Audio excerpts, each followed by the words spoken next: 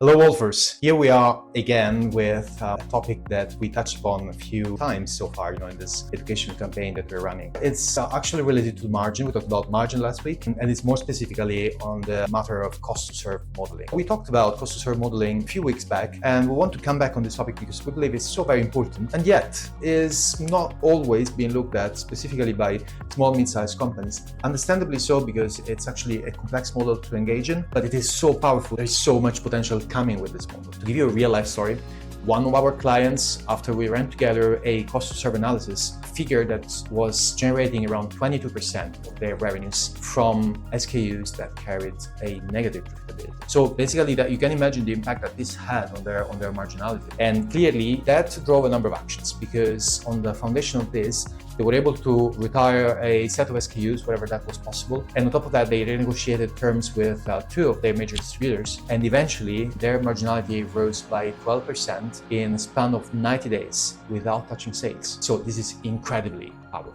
Now, the reality is that many companies use averages or COGS driver to identify where the margin really lies. Then there are obviously inconsistencies, and the real marginality cannot be reconciliated against what's being predicted on paper. Because you're missing out on some of the real killers. Imagine late deliveries and therefore rush orders, excess handling, inventory sitting on the shelves. All of these things need to be taken into account, and so many more. So let's look at a 6 steps framework to get you started on the cost to serve analysis. So today we go a little bit deeper compared to a few weeks back. First element is mapping all of the cost drivers. This includes, warehousing, freight, admin and overhead, service, exception handling, and so on and so forth. Second step is to define the scope and the granularity. Therefore, you want to make sure that you have a granular visibility for what happens at a channel level, at a SKU group level, and even at a single SKU level. And let us not forget at a client level, because you might have different agreements with different clients. The third step is linking the actual costs to the drivers that you have previously identified. So understanding really what is driving cost increases. And on the foundation of that, you move to step number 4, which is basically segmenting your portfolio by profitability. This is something that will allow you to identify clearly what are the cash cows and what are the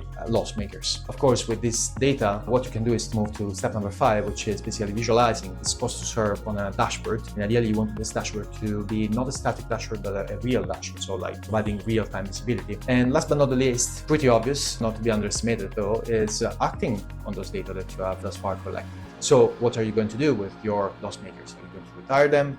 If not, are you going to perhaps renegotiate new contracts with your clients, or agree on different service levels and different conditions with your partners, imagine logistics partners? So you need to decide what to do with those non-profitable SKUs. Potentially, you might even decide to increase the prices of those. Now, if this is useful and you're tired of guessing what is going on and which of your SKUs are actually profitable, we have put together a cost to serve modeling worksheet that is free, entirely free for you to download.